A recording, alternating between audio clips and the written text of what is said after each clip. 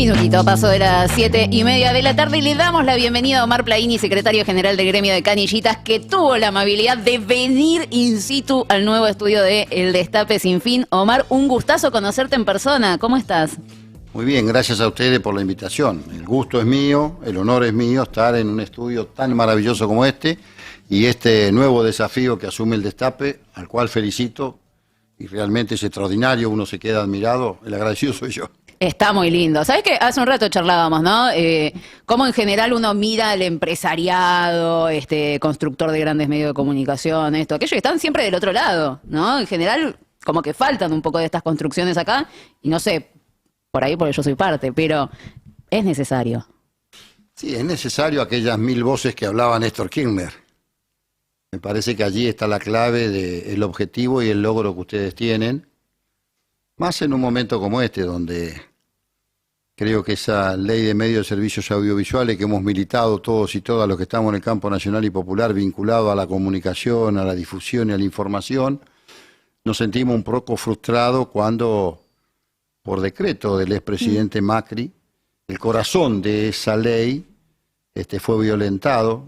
No son más que algunos artículos, y que sería muy bueno que se repusiera eso. Nosotros lo decimos en el documento del 17 de octubre, porque con eso nos bastaría y nos alcanzaría sin constituir una nueva legislación al respecto para muchísimas cosas que hoy no podemos hacer, ¿no? Bueno, ese impulso que le dieron es importante, pero, digamos, eso lo charlaron ustedes hacia adentro, dentro de la CGT, el Frente Sindical, la Corriente Federal, la CGT la parte que estuvo, ¿no? En Plaza de Mayo, ¿o sondearon un poco para ver cómo está el terreno para volver a levantar esos artículos? No, mirá, sabés que dentro de la Confederación General del Trabajo hay distintas corrientes, los sectores que nosotros tuvimos el 17 de octubre, hay muchas organizaciones que venimos de la comunicación. Y esas organizaciones empujamos, te puedo nombrar desde la Federación Gráfica Bonaerense, pasando por los vendedores de diarios, el CIPREVA, sindicato, el SATSAI, o sea, todas organizaciones que hemos trabajado largamente en esto, que creemos fuertemente en esto y que tenemos toda una historia. En el caso nuestro, en mi caso particular, son muchas décadas que uno está detrás de ese eslabón final que es un kiosco de diario y conociendo cómo se maneja la comunicación y cómo se ha concentrado, insisto, esta es una mirada, si querés, muy propia. Soy de los que crees que en las democracias modernas un eje central de todo gobierno nacional y popular sería cómo aborda la información, la difusión y la comunicación. Y lo pongo como eje central, como te puedo poner cuestiones que tienen con la soberanía alimentaria, la soberanía de nuestros mares y nuestros ríos. Yo pongo en ese contexto esa soberanía de la difusión, la información y la comunicación. Zaffaroni decía en su fallo sobre la ley de medios, en el fallo que finalmente aprueba con la Corte Suprema, que está en juego la soberanía cultural. Me llamó mucho la atención esa entrada al problema, porque la presencia de monopolios que tienen redes de interacción con diferentes estructuras nacionales y extranacionales es un condicionante de la cultura tremendo, ¿no? No es solamente la cuestión más inmediata, que fue lo que detonó, que es la guerra declarada por el Grupo Clarín y sus adyacencias contra el gobierno, contra los gobiernos kirchneristas, sino algo como más permanente, algo que no es solamente tal o cual gobierno o la relación de tal o cual gobierno con los principales medios, sino la independencia cultural, la soberanía cultural. Me parece que fue un gran argumento. Bueno, fíjate hasta qué punto generan condicionamientos, como yo digo, esa gota que todos los días orada la piedra, que esta mañana en este mismo estudio Máximo Kirchner decía, frente a la situación del intento de magnicidio de la vicepresidenta de la Nación, la doctora Cristina Fernández Kirchner, cómo se van generando condiciones en donde juega un papel la difusión, la información, la comunicación, juega un papel para que después aparezcan estos personajes o estos sectores que evidentemente atentan contra la propia democracia, tratando de quitarle la vida, en este caso, a la líder más reconocida que representa el campo nacional y popular. ¿Lo escuchaste, Máximo? Sí, por supuesto, sabía, ustedes hicieron una muy buena difusión, estaba en el flyer, algo no cumplieron.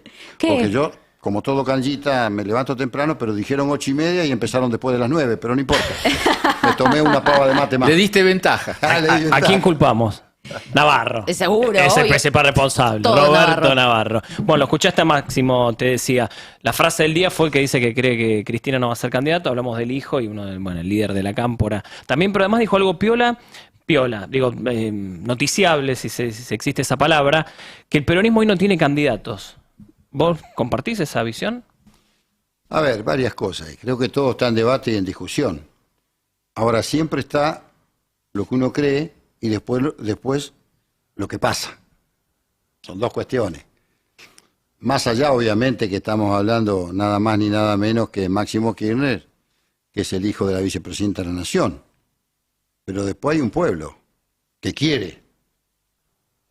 Después, digamos, yo creo que Cristina puede si ese pueblo quiere, y eso es muy probable que se dé. Después, por supuesto, siempre está la decisión personal, porque hay muchos factores que juegan. Previamente hablábamos, este intento de magnicidio, por más que uno esté preparado en su vida, aquellos que abrazamos la militancia como un compromiso de vida, juega un papel, porque no estamos hablando de algo que fue, digamos, porque fue. Pero soy un convencido que hoy el peronismo tiene que encontrar ese liderazgo para continuar en el 2023, que por la propia conformación de la coalición ha entrado en tensiones. Lo dije en su momento, por lo tanto no estoy diciendo nada nuevo que en los archivos puedan revisar que haya dicho. Yo no creo en las coaliciones, porque cada vez que la América Morena copia de la vieja Europa determinadas cuestiones, generalmente no nos va muy bien.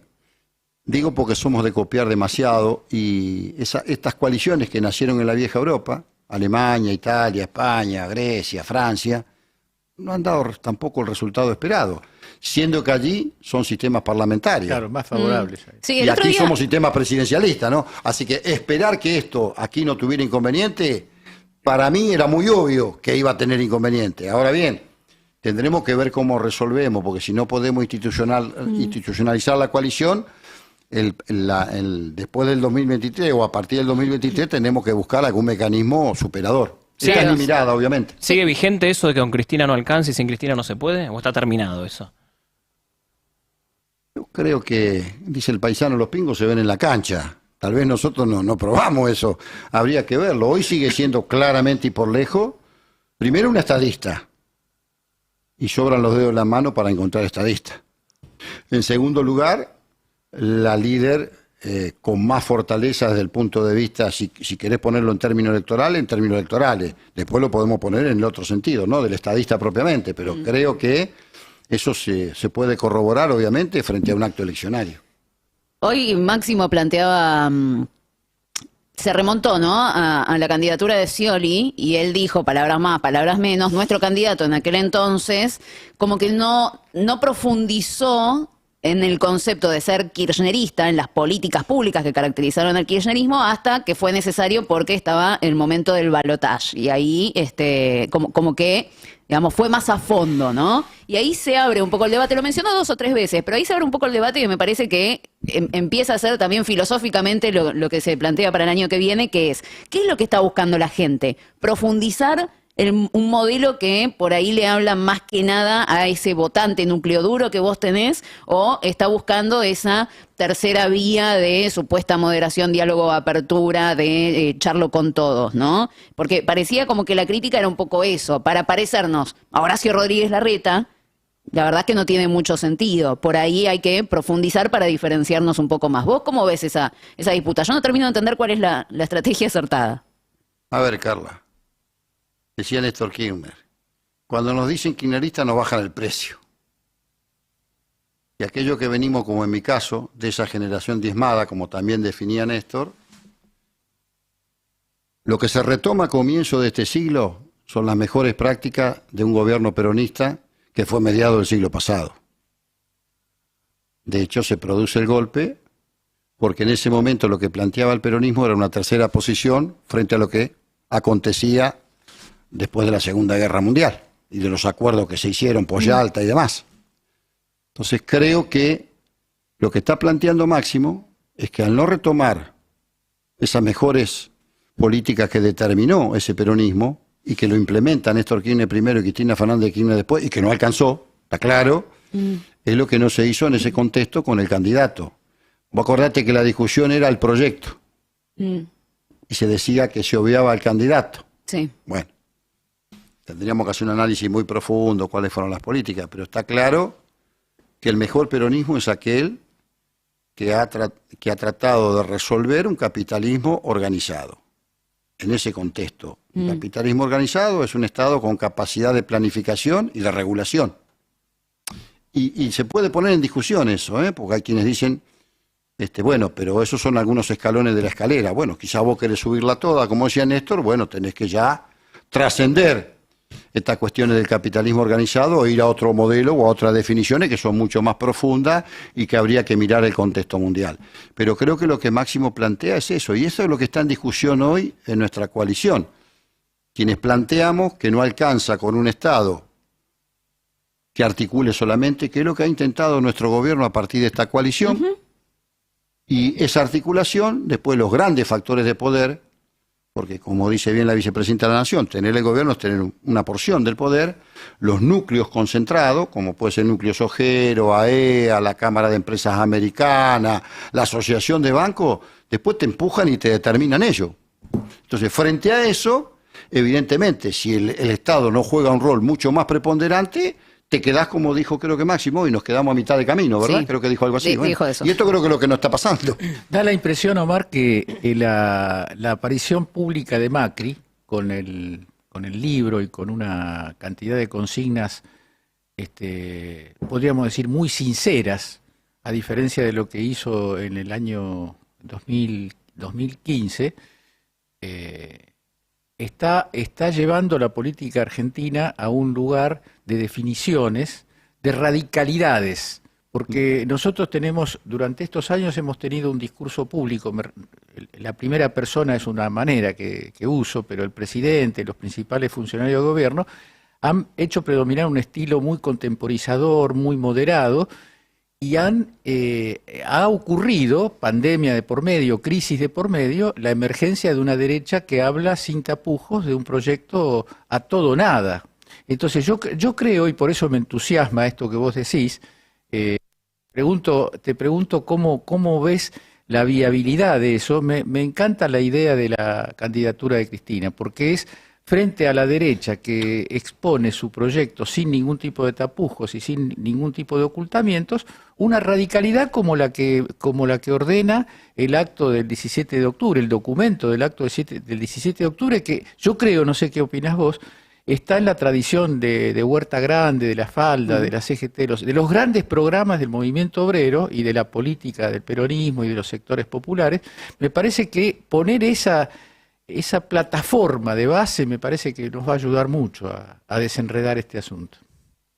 Sí, evidentemente hay varias cosas en lo que vos planteás ahí. En primer lugar, hoy la derecha se expresa a cara descubierta. Digamos.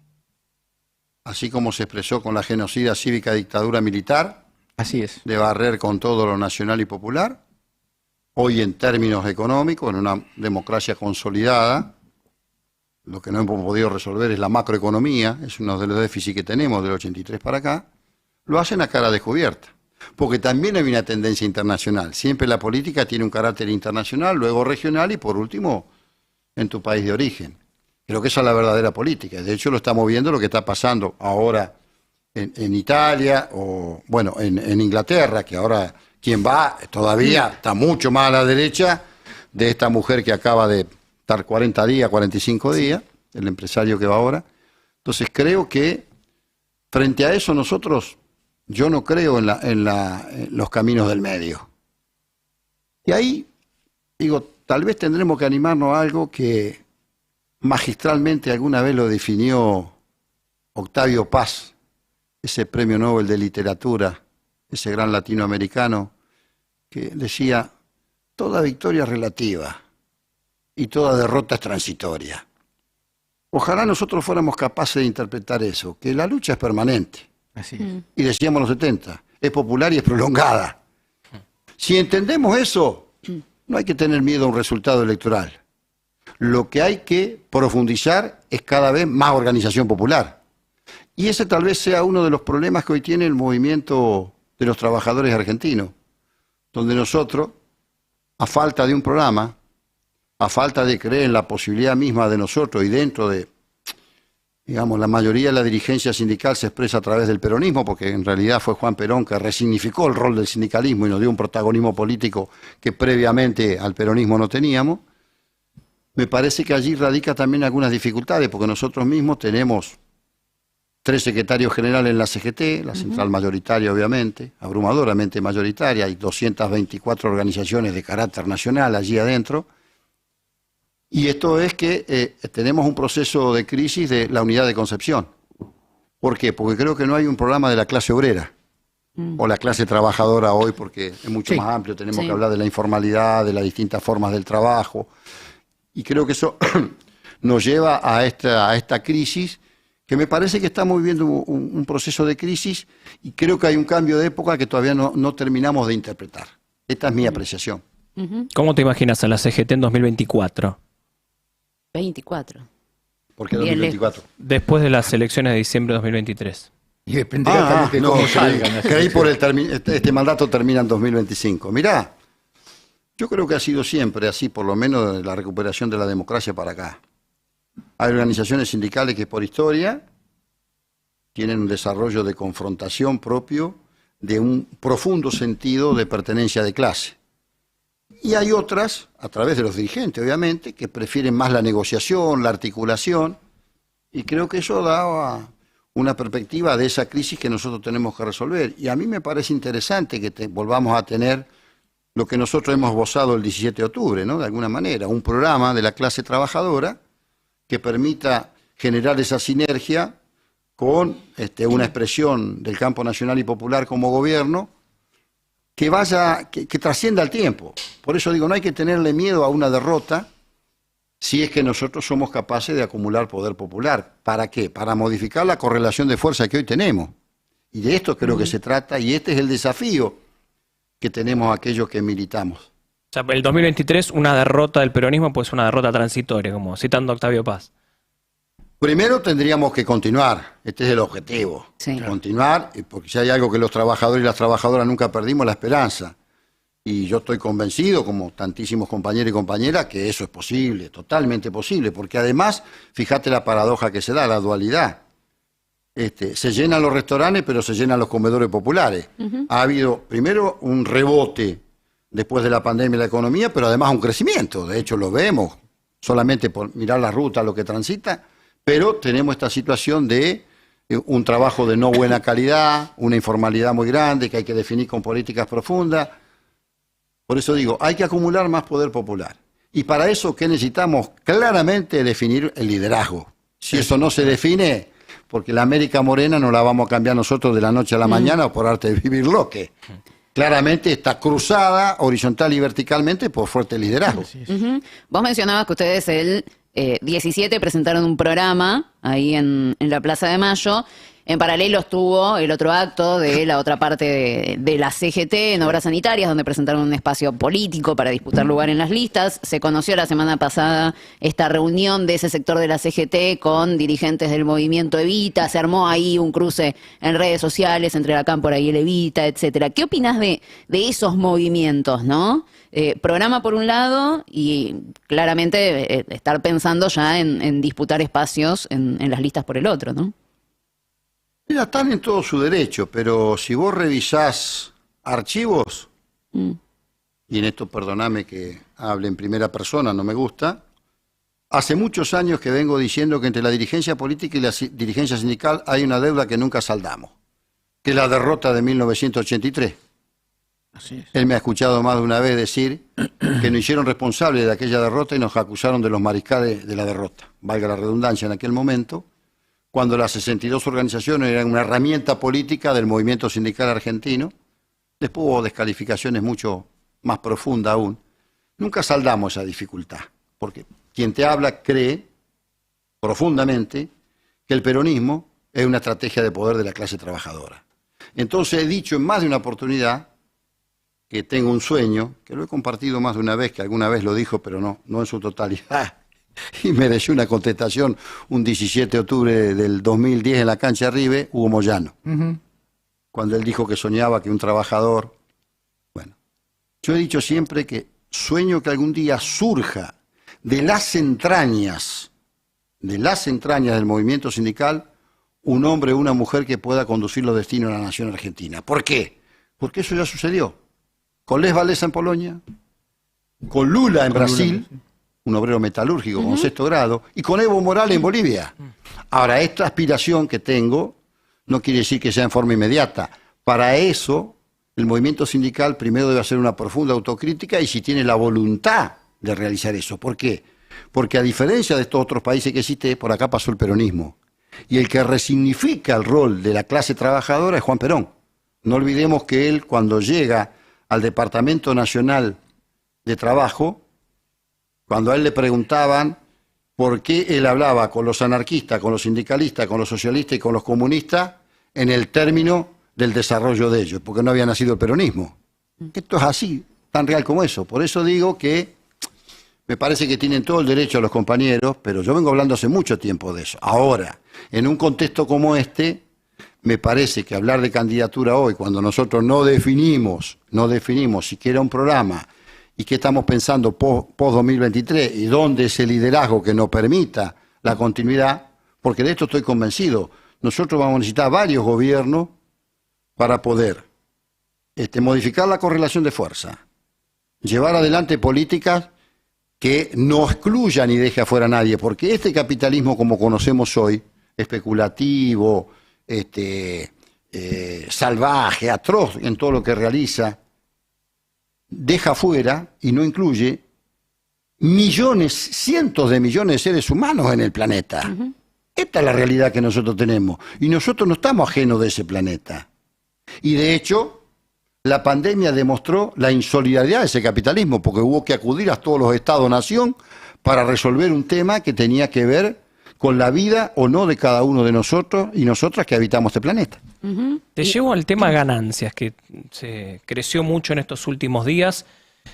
Quizás se puede plantear una diferencia entre trabajadores que mañana hacen paro, trabajadores del Poder Judicial, bueno, está Julio Piumato también, que integra la CGT, y por el otro lado los jueces también presionando, pidieron una audiencia con Cristina, los va a recibir el miércoles en el Senado. ¿Qué postura tenés, qué postura tiene todo este sector, digamos, de la CGT sobre el tema? Hay distintas posturas, yo puedo decir la propia, yo creo que, y de muchos compañeros y compañeras. En primer lugar, todos coincidimos que el salario tiene carácter alimentario y no debería pagar ganancias ningún hombre ni ninguna mujer que trabaje. Ahora, también sabemos que de la recaudación pública, el 70% lo integran 5 impuestos.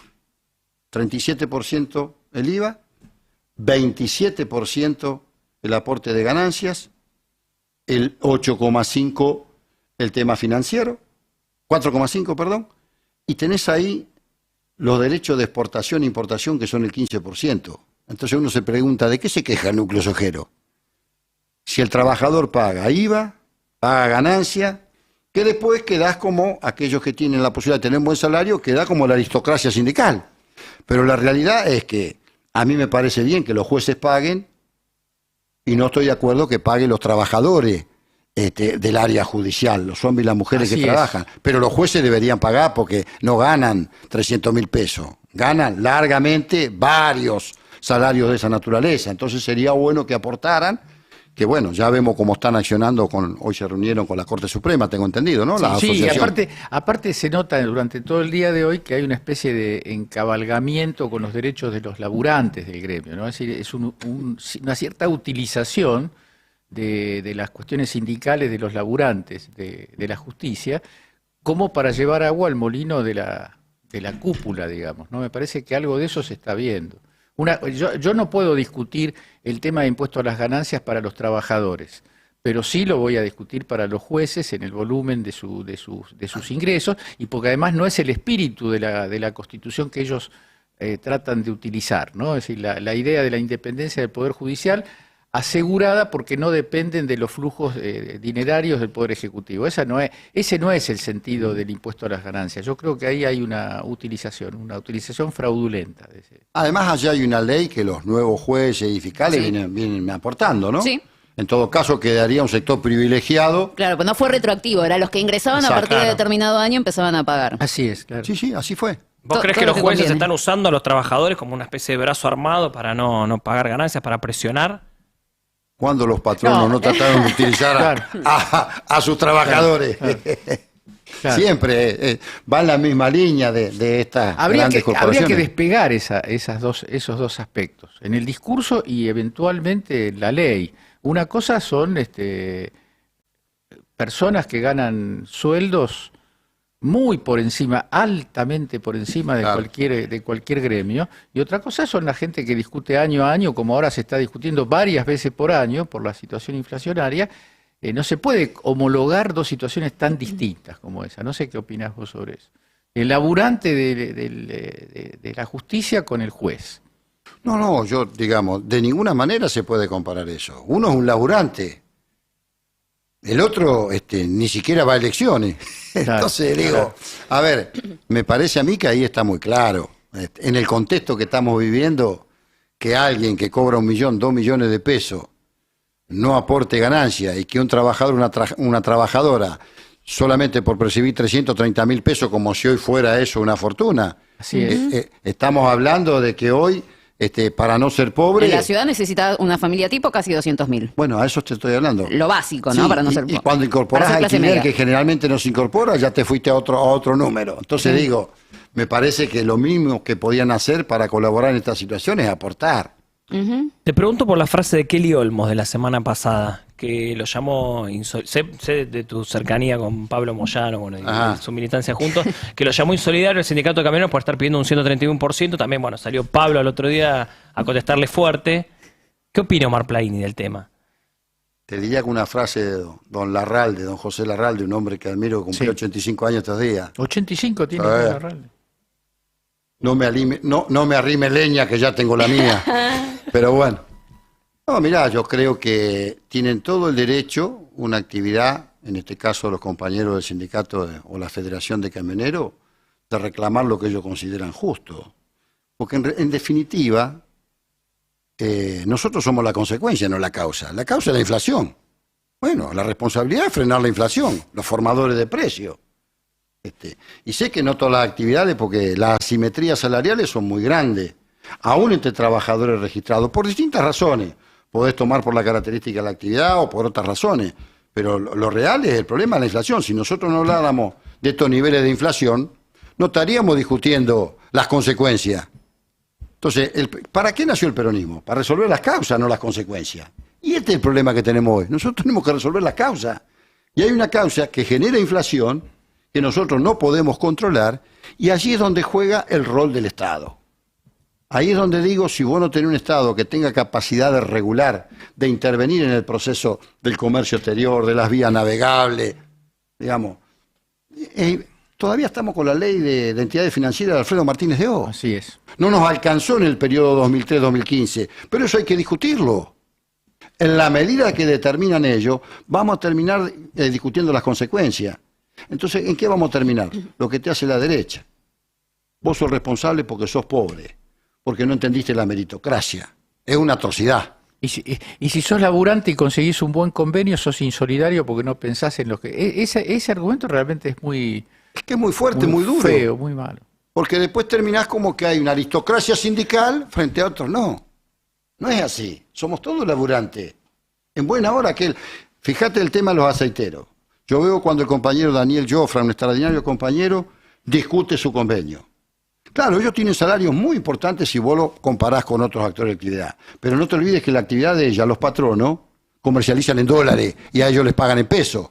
Por lo tanto, un bono para ellos es importante por el valor que tiene, pero los patronos, ese bono lo multiplican en beneficio de ellos muchísimas veces más, porque comercializan en dólares. Sí, el otro día escuchaba en esta repartición, ¿no? de las ganancias, cuánto se queda el trabajador, cuánto se queda el capital, y le escuchaba a Julia Estrada que hacía el desglose, ¿no? Por actividad. En el campo, ¿saben cuánto le queda al trabajador del campo? Poquito, ¿no? 9%. 9%. O sea, así cualquiera, ¿no? Los grandes patrones, y sí, tomá, porque es una locura la diferencia, ¿no? Y acá, no sé cómo lo ves vos, Omar, pero ha habido también un inconveniente que es que con el macrismo se concentró mucho en el sector del capital, la plata, el trabajador perdió un montonazo, pero no es una tendencia ni que hayamos podido revertir ni que hayamos podido frenar, porque siguió un poco con el repunte post pandemia. ¿Por qué es eso? ¿No? ¿Por qué no se puede, aunque sea ponerle un freno a esa concentración? Mirá, tomamos 2015 a diciembre del 2021, todos los datos que se han verificado es que hubo una transferencia de alrededor de 10 puntos que pasaron de los trabajadores Claro. a los sectores patronales. ¿Sabes cuánto es eso? No lo digo yo, lo dicen los distintos informes de organismos con mucho reconocimiento. 70.000 millones de dólares. 70.000 millones de dólares. ¿Dónde están esos 70.000 millones de dólares? En las manos de los trabajadores no están. No. Los activos que están en el exterior no son de ningún laburante. No. Son del sector concentrado de la economía, el sector empresarial. Bueno, por eso digo, frente a eso, tenés o las leyes del mercado, como bien decía la vicepresidenta en el CCK no hace mucho tiempo, o las leyes del Estado. Y vos tenés que definir en esto. Por eso digo, es muy difícil encontrar una avenida del medio. Ojalá la hubiese, pero hoy como está la disputa yo no la veo posible y creo que nosotros tenemos que tensar. Y tensar significa más organización popular, más construcción colectiva, y dar esa pelea que tenemos que dar. No estar mirando todo el tiempo, midiendo a ver qué nos dicen las encuestas o cómo nos va a ir electoralmente. A mí me parece que pasa por allí. Y no es grato perder, a nadie le gusta perder.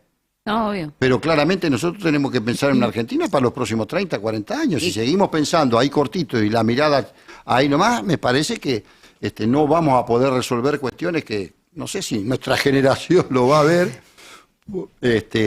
pero ojalá que nos animemos a eso, y yo creo que ahí tenemos el enorme desafío aquellos que estamos en el campo nacional y popular. ¿Fue una frase suelta que lanzó Kelly Olmos, que se le escapó, o crees que es una decisión, no sé, de Alberto Fernández o del gobierno esto? No, mira, a ver, primero ningún ministro por sí solo va a modificar nada, hay una política que nace del Ejecutivo Nacional, y yo no estoy cuestionando al gobierno porque debo reconocer que en nuestro gobierno, porque formamos parte, nosotros fuimos constructores también de esa unidad lo suficientemente ancha para recuperar el gobierno, hemos hecho muchos gestos, y somos parte porque también tenemos alguna representación, como en mi caso legislativa provincial. Yo creo que el gobierno recibió una situación tremenda, que fue este endeudamiento atroz, que fue más político que económico, que siempre cualquier negociación con el fondo siempre es desfavorable, porque te impone metas que te condicionan. Lo decimos nosotros en el documento, que son condicionantes que vos ya tenés a partir de ese acuerdo y de esas metas que tomás con el fondo. Entonces, a poco andar tuvimos la pandemia, después el conflicto bélico. Ahora, es momento, creo, de tomar decisiones y no quedarse a mitad de camino, como decía Máximo. Y me parece que allí hay que avanzar, y no es responsabilidad de un ministro. En definitiva, vos sabés que cualquier ministro, cualquier secretario de Estado siempre está a tiro de la lapicera del presidente, claro, o la presidenta. Por lo tanto, es una política de conjunto que tiene que definir. Yo no voy a cuestionar, mucho menos a un funcionario, porque me parece que no aporto. Ahí Perón era muy claro en eso, decía, discutamos mucho de las ideas, poco de las cosas y nada de las personas. Y me parece que lo que tenemos que resolver son cuáles son las ideas que nosotros tenemos para abordar el tiempo que nos queda y cómo nosotros continuamos siendo gobierno en 2023. Hay algo que tenemos que tener claro. La derecha cada vez se expresa más virulentamente, porque mirá que lo que se dice, lo que se expresa también es violencia. Y lo vemos cotidianamente, ustedes lo saben tanto como yo.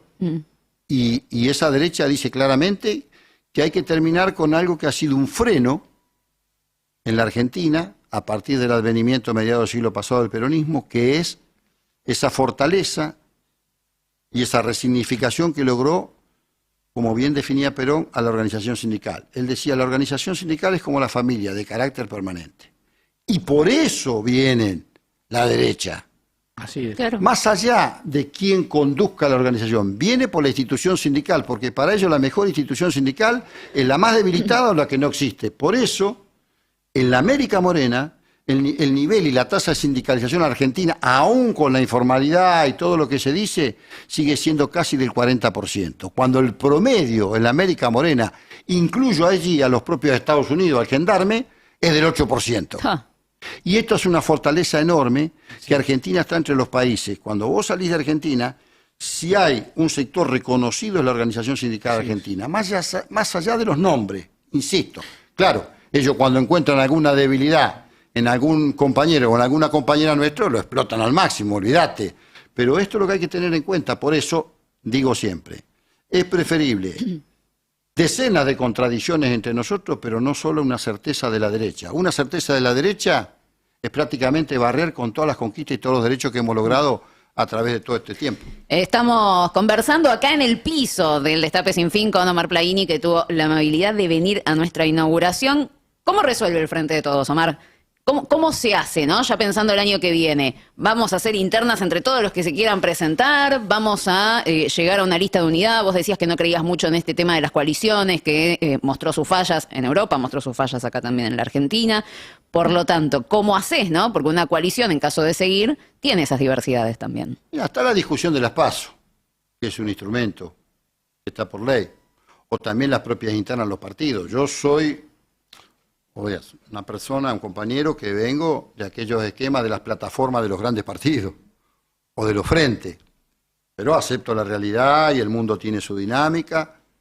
Un instrumento es las PASO, otro instrumento puede ser las propias internas de los partidos para definir. Lo mejor para definir es que decida el votante, el ciudadano y la ciudadana de a pie, que decida quién es que lo va a conducir, quién lo debe conducir. Me parece que es el mejor marco democrático. Siempre es mucho mejor eso que una decisión unipersonal.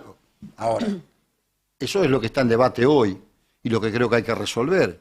Si las PASO sí, si las PASO no, si hay ¿Se otro pinchó un mecanismo. poco, no, ese debate o sigue? Está, el debate está, obviamente. Está, pero también viene la otra pregunta. Al vecino o a la vecina que está viviendo lo que está viviendo, cuando hoy le cuesta llegar a fin de mes, que tiene un trabajo registrado, y al otro que no lo tiene, mucho peor. Y, viste, es como que nosotros también vivimos en un microclima de la política, que somos un porcentaje ínfimo. En realidad, la sociedad está ocupada en la víscera más sensible, que es el bolsillo. Me parece que por allí pasa, ¿no?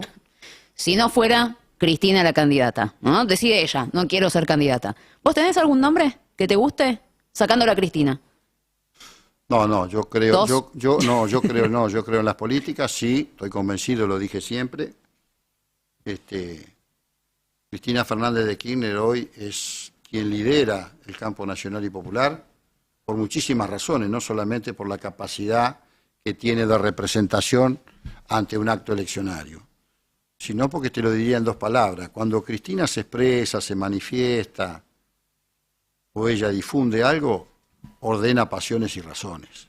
Y eso solamente lo hace un cuadro superlativo del nivel de ella y con mucho respeto por la demás dirigencia política, que le lleva a un tramo muy largo al resto. Me parece que eso, hay algo que está claro. Fíjate que en la juventud sobre todo, pero pasa también en los adultos. Hoy está muy de moda tatuarse, hace ya muchos años. Tengo dos. Bueno. Recientes. Mira, Así que me yo no subí a tengo la ninguna. moda, me subí a la moda. Generalmente, ¿qué se tatúa los seres humanos? Una banda de rock, los jóvenes, alguna frase que lo identifica con algo cultural. ¿Para cuántos viste vos dirigentes políticos o políticas en el mundo que tatúen su nombre o alguna expresión suya? Decímelos. Yo te ofrezco que con los dedos de una mano me digas cuánto. Y te van a sobrar. Sí. ¿Eso sabes qué es? Cristina, Néstor, Perón y Evita. Eso es sentido de pertenencia y mística.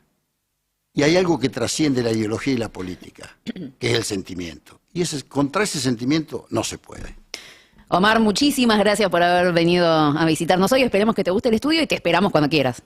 Oh, maravilloso, lo felicito realmente, y estar con periodistas como ustedes para mí es no solamente reconfortante, sino que me hacen una distinción. Alguien que, como todo canillita, siempre digo, de alguna manera somos periodistas frustrados, porque de tanto leer nos hubiera gustado poder escribir y tener una buena pluma Pero vos como escribís. acá el amigo. Pero vos escribís. A cada tanto alguna cosa, algún garabato hago. Es el primero de nuestro programa, primer invitado El primero. del primer programa acá en este estudio, Y el segundo Omar del Plaini. Destape Sin Fin. O sea, va a quedar como cábala. Totalmente. Salvo que nos rajen mañana. No creo. Che, me quedé no pensando creo. Nuestro padrino ya. Me quedé pensando si nadie tiene un tatuaje de Macri, estamos seguros, ¿no? Yo no tengo un tatuaje de Macri. No sé Yo si no lo alguien vi. tendrá. Yo no vi persona, pero puede ser. Bueno, si ya saben, cualquier cosa nos escriben al @ el Destape Radio. Si Sí. alguno nos mandan una foto. Con foto. Con Dudo tatuaje que de los Macri. oyentes del Destape Radio tengan un tatuaje de Macri. Omar, Nunca se muchísimas sabe. gracias. No, gracias a ustedes, felicitaciones. Y voy a hacer algo que no he hecho Sí. hasta ahora, porque me resistía, pero ustedes, como vi que esta mañana ahí Máximo aceptó el convite, como yo vengo de una actividad donde digo, después que te enfrentás a Clarín, cualquier enemigo es chico y los canillitas no hemos enfrentado, yo nunca me he suscrito a ningún diario. Así que como sé que esto se ha sostenido por las suscripciones de sus oyentes, me voy a suscribir, como dijo Máximo hoy. Así que lo voy a hacer pues, rompiendo un tema que tengo que me cuesta, como se dice ahora, desestructurarse. Bueno, Sí. pero lo voy a hacer porque creo que tienen que estar esas 1000 voces. Gracias Qué a ustedes grande. por la invitación. Gracias Estar a acá. vos, Gracias, Omar. Omar, No, por bueno. favor, muchísimas gracias. Omar Plaini, acá en el estudio del Destape Sin Fin, secretario general del Gremio de Canillitas, senador provincial del Frente de Todos. En este primer programa, en el nuevo estudio hasta las 9 de la noche, seguimos en vivo, no se muevan de ahí.